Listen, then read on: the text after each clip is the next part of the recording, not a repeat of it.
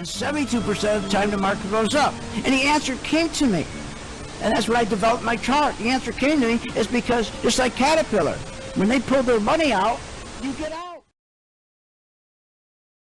Whoa. It's your daily dose of how to manage your money. And now it's time for Phil's Day on the Off the Wall Street Network. Oh, God. Are you nuts? With your host, Phil Grande.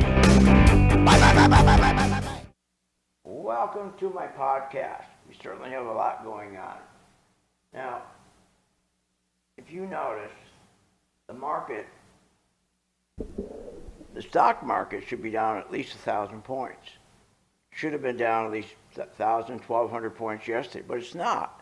Why? Because of the plunger team. The president, you know how he is with markets. He wants to keep these markets going up.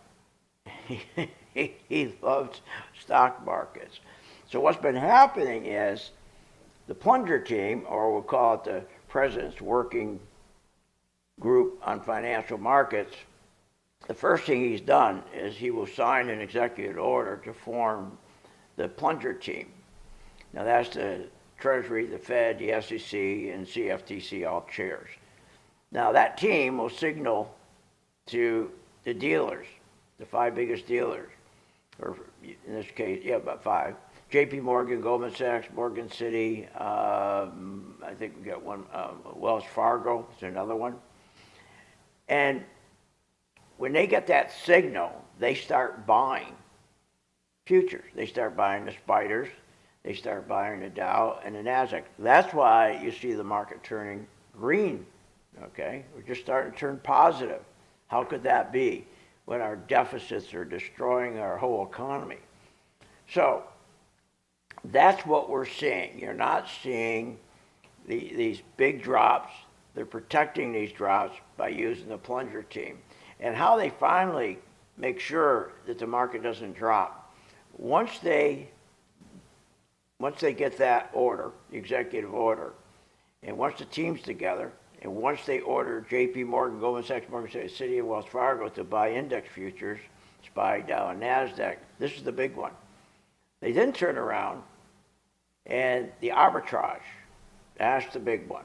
They order the arbitrage to now kick in and start buying monster amount of stock. It's robotic. They do it with robots, computers. And they can buy so much stock so fast, these computers, that it squeezes the shorts. And that's why you're seeing the market on a day like today being positive. What are you, nuts? Now, another thing that's interesting, too, is the banks. Now, the banks, I mean, that's everything. I mean, that's the center of our universe. And you notice the banks, they've been dropping. And if you think about it, when you look at the short-term rate, we always hear about the yield curve, right? All that simply means is this, is that the short-term rate needs to be at 2%. And we need to have the long-term rate, the 10-year Treasury, at 4.5. So if you have the short-term rate at 2, and you have the long-term rate, the 10-year, at 4.5, that means the yield curve is going up by 250 basis points. That's what you need. Instead, where we are, and this is another reason why they have to have the plunger team in here, because, and nobody's talking about it, which is amazing. We only have a 45 basis point spread, upward slope, I'll call it, instead of a 250 basis point upward slope. So our short-term rate's at 3.75, and our long-term rate's at 4.22. So that's a 45 basis point spread, or let's say a curve going up. We need 250, but nobody's talking about it, nobody's explaining it, and this is a disaster. This is a real disaster. And that, because when we don't have the banks at our back, I mean, this really becomes a problem. Now, the other thing that's going on is that if you look at, as I said, the markets, the plunger team and what's going on, then you look at these deficits. It's the deficits that really should be scaring everybody. Because just to think about where we stand for a moment, we need yields to get back to 3.75. We need oil to get back to 75 a barrel. Gold, for gold to rally. And we've been shorting gold. And for gold to rally, we need to get back to about 3.75. If it gets down to 3.5, then you bring in the trucks, load the trucks up. But you realize what we have to do to get oil back to 75 and to get these rates back to 3.75? I mean, that's a tough order. This is going to be really tough. And again, it's going to be very tough to get these banks in good shape again by having these spreads, the yield curve spreads of 250 instead of 45. I mean, you're talking really some hard, times. That stuff doesn't turn around in a heartbeat. So, and what's causing the banks to be in such a mess, what's causing our market to be in such a mess. And why is our market in such a mess? Well, because we can't get the institutions to buy stocks. So in other words, they'd love to be buying stocks, but they can't get through the pipeline to buy stocks. Let me explain that. Institutions, we have 13 institutions. They are powerful. They have powerful balance sheets. And as you remember, they have 13 trillion in cash that was printed specifically for them and given to them in 2008. And that power they have, that balance sheet, they can, at any time when they want to push stocks, let's say they want to buy stocks and make sure the market's not doing what it's doing. They want to get these stocks, buy stocks. Well, what they do is they'll push their cash through these pipelines to buy Coca-Cola or to buy Intel or Microsoft.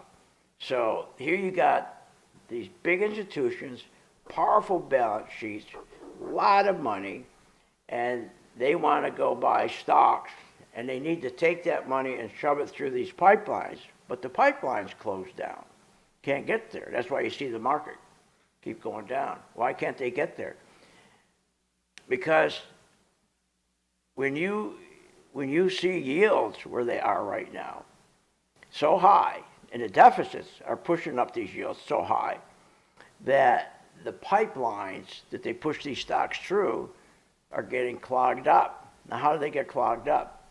Well, when you have yields, when you have the 10-year Treasury yield where it is today, and you have credit that's tight, and you have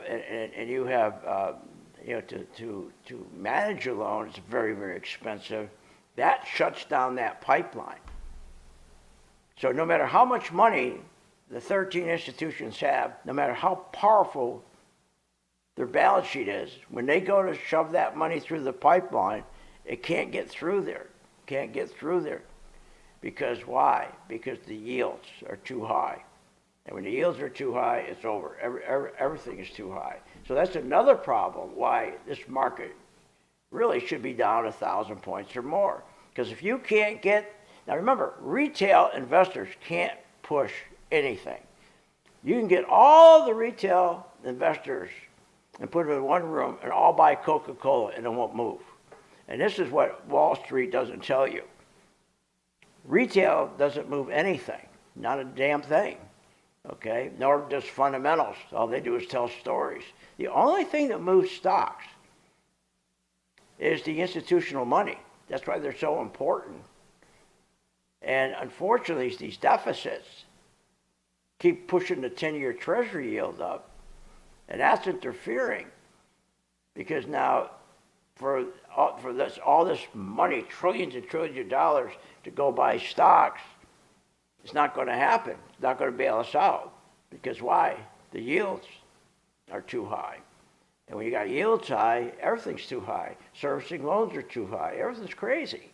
So again, we're running right now a a wartime deficit in a peacetime economy.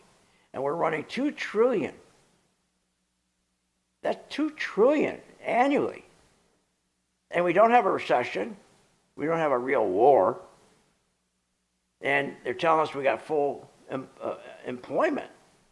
Now, you got to be nuts. That's never happened in our history. So when you see what's going on, don't think this is all going to go away. And that's why it's so important for you to learn how to sell short. Thank God we've been selling. We got so many shorts right now. We're stocks that were short, especially gold. We started short those early. But this has never happened before. This never happened. We never had the bond market revolt like this when oil starts going up. And they say, wait a minute, look where oil's going. That's going to be so inflationary. You're asking us to take all the risk in the bond market. Screw you. No, you're going to have to give us higher yields. So the yields keep climbing. Well, the only time you see yields climbing when things are good. Party time. Economy's great. Business is great. Costs are down. Gasoline's down. Everything's down. That's when you see yields go up. But when you see yields going up for the wrong reason, that's a big red flag. You got to learn how to sell short. You're going to get hit. These massive deficits, again, force the Treasury. If you notice, our government is surviving on T-bills, these short little notes, 1 year, 2 year, 1 month, 4 months. And there's so much supply. And that's how they're funding themselves, with these T-bills. So again, the 10-year yield keeps climbing, and that's the big thing is that's clogging up everything. And so there's really no avenue and he's not going to cut rates. Powell's not going to cut rates. He's not going to even raise rates to cut and stop inflation. He's in a trap right now. He can't cut. He can't raise. And these higher yields is slowing the entire economy.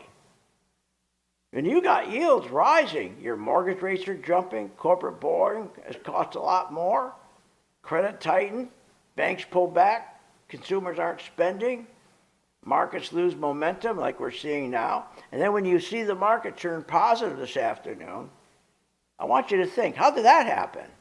We got the biggest deficits ever. We can't get the trillions of dollars in these 13 institutions have. We can't get that money pushing through these channels because of high yields. High yields. And so how do you solve this? Well, we may end up going into stagflation, and that's the last thing we want. Because stagflation is a terrible thing, because the economy goes right down the tubes, but cost of everything goes through the roof. Very few people are old enough to know what stagflation is. But when you get to last time we were in stagflation, it took us 10 years to get out of it. Now, the TV jibber jabbers are telling us everything's fine. Not to worry about it. Go ahead, play the cut. The U.S. economy is powering forward too. The U.S. consumer continues to be robust, continues to spend, it's resilient. So we're positive on the consumer. You believe that? This is what they're peddling. This is what they're peddling. You got to be absolutely nuts. Here's another clip. Play another one. It seems like a lot of tailwinds. The economy is doing well. Inflation is kind of tamer, and we're going to lower rates into a pretty good GDP. Are you kidding me? This guy is a liar. Consumers are still robust? How can that be? Real wages are negative, right? Credit card delinquencies are historic. They're surging like crazy. Banks are reporting the highest rates since 2011. Oh, they're robust, the consumer. Savings are gone. They had to pay all their medical and expenses. There are no more savings. depleted totally. The M2 money supply is flat. That's really dangerous. What's the M2 money supply? The M2 money supply is just like your checking account, savings account, business accounts, things like that. And when those aren't growing, it's telling you the economy's in real bad shape. And so what do? Sit back, learn how to sell short, and don't fight the trend. And we'll help you do that here at Phil's Gang. See you on the charts.